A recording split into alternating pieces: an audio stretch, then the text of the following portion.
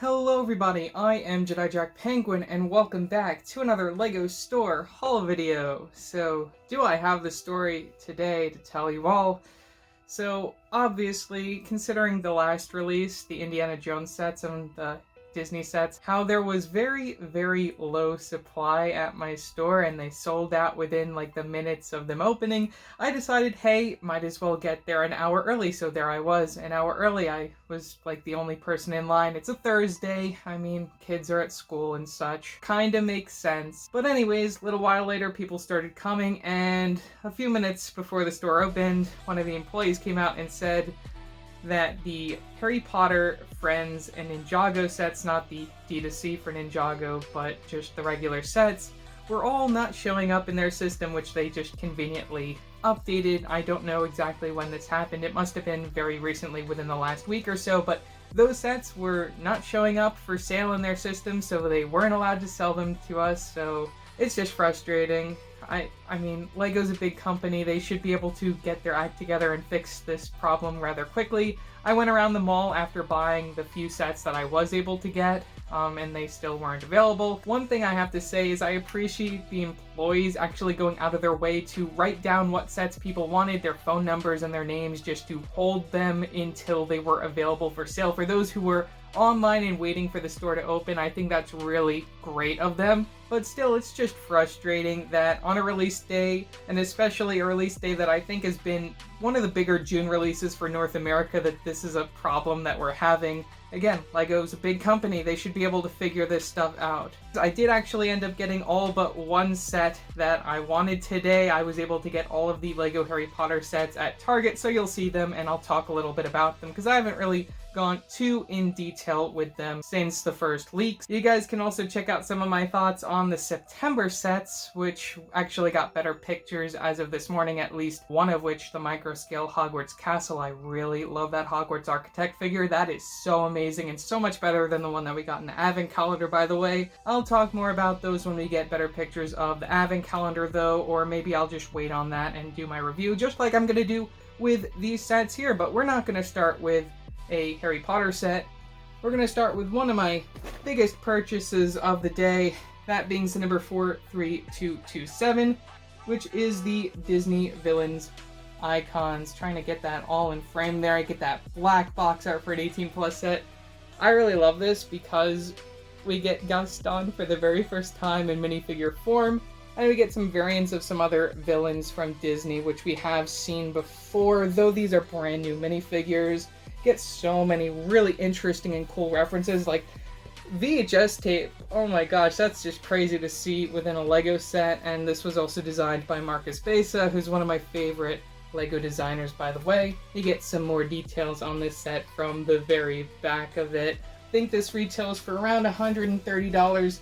Really excited to bust this open. Not sure exactly when I'm going to do that though. Again, this is a set released to celebrate Disney 100 and I just had to get it. I'm really excited to bust that open. Not sure if I'm going to get the new Disney Castle yet or not. We're going to have to wait and see if I can sell the one that I got last year, which is just annoying that they had to re-release the same exact castle, but minifigures in there are going to be really exciting, I think, for a lot of fans, and I am really hoping for certain minifigures in that set, and if they don't come, then I probably won't get it. Next biggest set, retailing for $130 as well, smaller box size, not 18+, LEGO Harry Potter set number 76423, the Hogwarts Express and Hogsmeade Station. The set includes 1,074 pieces.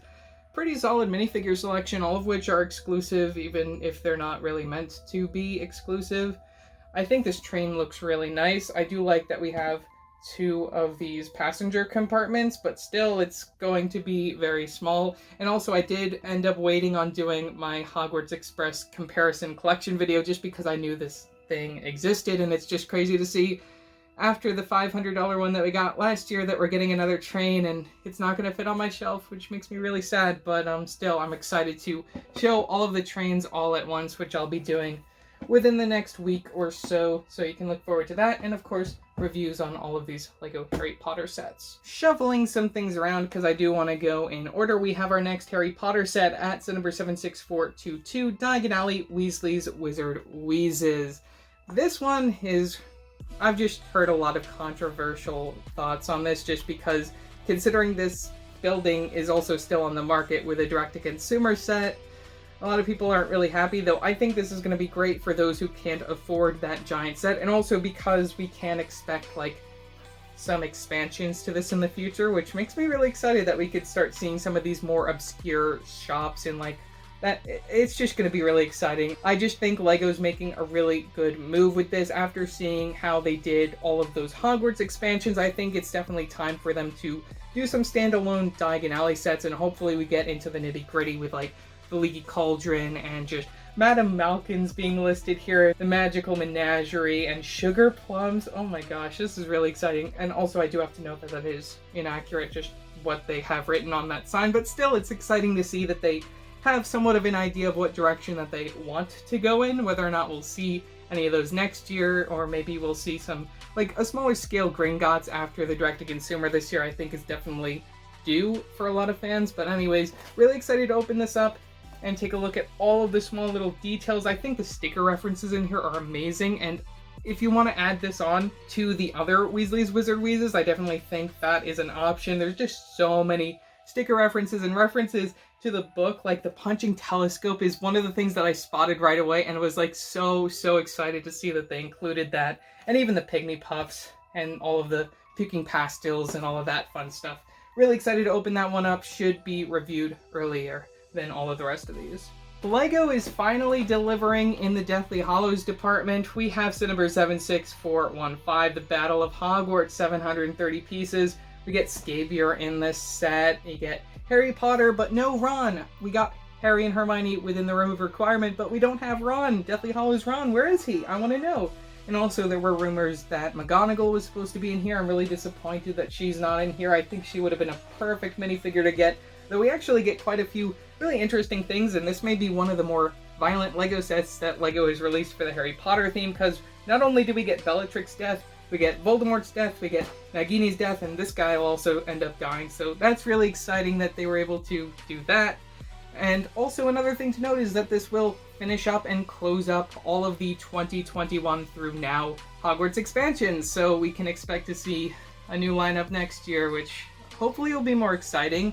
We'll have to see what they end up doing, but really happy that they delivered this. Not only do you get the sort of like courtyard sort of battle scene, but you also have the option to transform it into a bridge, which I think is really cool. And again, just a lot of really interesting things within the set that I think a lot of fans are really going to like. If you're picking up any of the sets in the wave, I definitely recommend this one, though I'll probably recommend it more once I actually build it. I'm not sure about it still, but for sure one of the best sets and more original, interesting ideas of the wave. One of the sets I was more excited about in this wave of sets, though ended up disappointing me a little bit, though who knows, maybe the building experience will be fun. We have this 2-in-1 set for Expecto Patronum, set number 76414.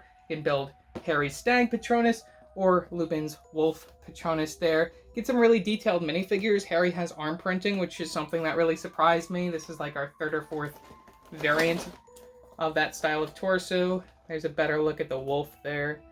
I'll be building both of these models in my review, so you'll get nice close-up looks at both of them.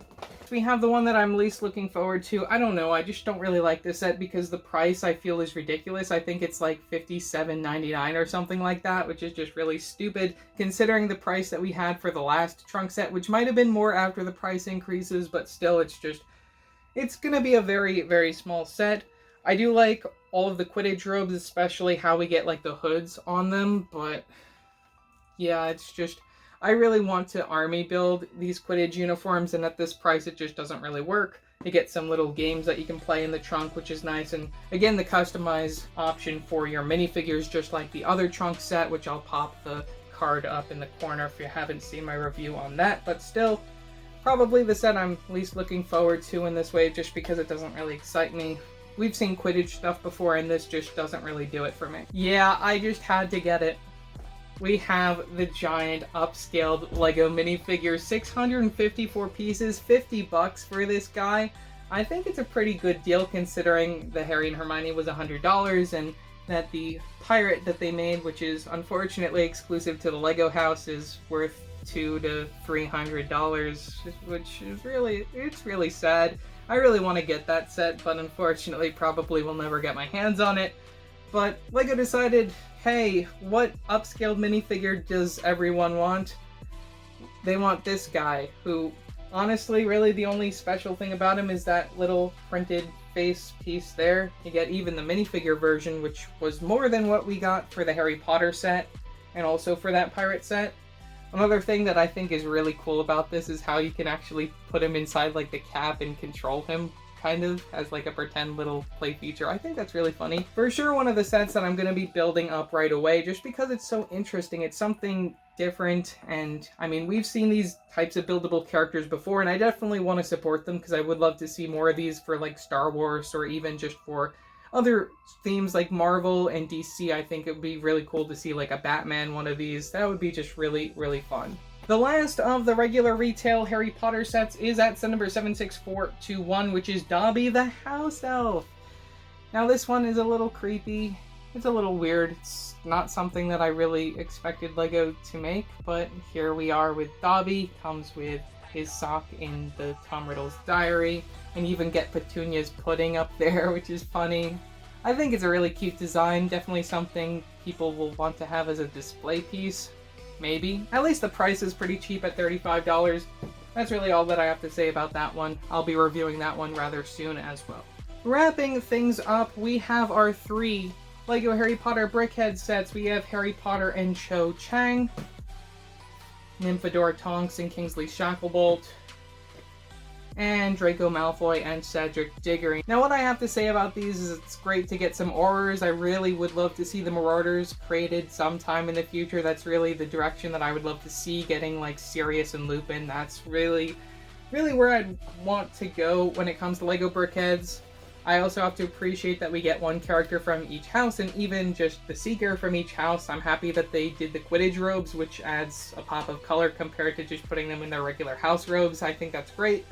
Not really sure what else to say about these. Nice prints across the board. I think it's really due time that we should get a remake for Dumbledore.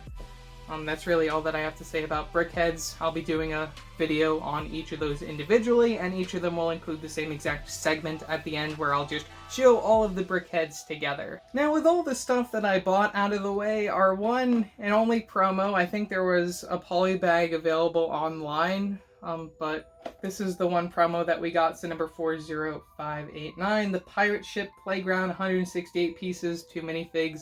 I think the value that you had to spend on any LEGO products was like around like 150-ish. I'm not exactly sure. It was somewhere between 100 150 bucks.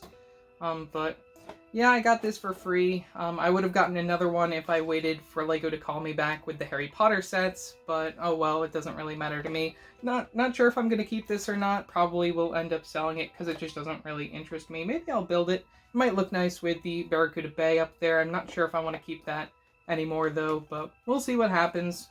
But I gotta get through all of these first because they're a lot more exciting with the Harry Potter sets and also the Disney icons. I'm just really excited to build that up and maybe watch a bunch of Disney movies while I do that. So yeah, that's all that I have to say for this haul video. Little disappointing LEGO store trip, but still ended up getting pretty much everything that I wanted except for one Ninjago set. Maybe if I watch the show it'll inspire me to get it, or a different one. Who knows? We'll have to wait and see. Tell me in the comment section below, did you guys get anything on release day? Did you get anything at the LEGO store? Did you go out to any other stores to try and find stuff? I know the LEGO Friends stuff I think was only available from LEGO stores, and I know Europe got a few other new things like City and DC and even Marvel stuff. So if you did get anything, let me know in the comment section below. I'd love to hear it.